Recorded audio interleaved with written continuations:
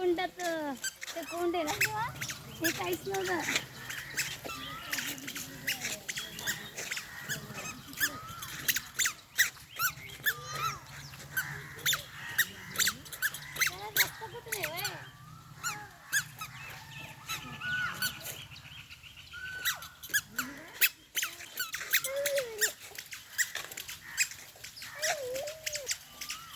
अगं या हाती पण ठेवून घे. अरे लवालाही छान होतं मला खराब होऊन गेलं पण म्हणते लई पॉस्ट पिवळा पिवळा पण राहून गेला आता कलर मार्ग नको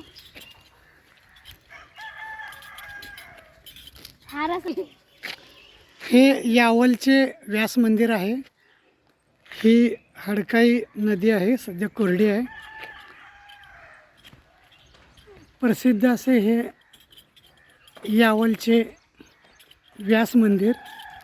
महर्षी व्यासनी इथं बसूनच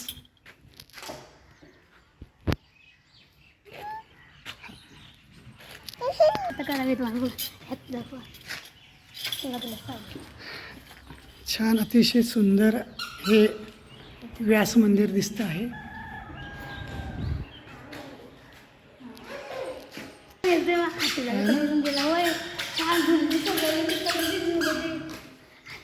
अतिशय सुंदर हा परिसर. दरवाज्यावरती आपल्याला व्यासगुरु दिसतील. सूर्यमुद्रा, श्रीराम, भिक्षू. हे वरती जाण्यासाठी अशा पायऱ्या आहेत. सुंदर बाग बगीचा दिसतो आणि अतिशय प्रसिद्ध असे हे मंदिर आहे. फार दूर दूरहून लोक पाहण्यासाठी येतात. माझ्या पाठीमागे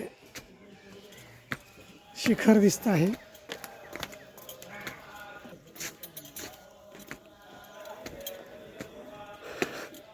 यज्ञ हवनचा आवाज ऐकू येतो आहे.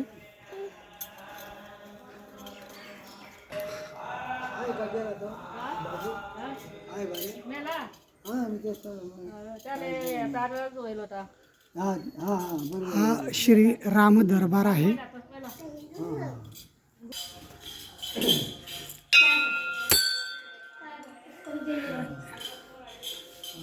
याला राम दरबार म्हणतात. त्याच्या बरोबर समोर राम दरबार आहे. अतिशय प्राचीन मंदिर. फार दूरवरून लोक पाहायला येतात.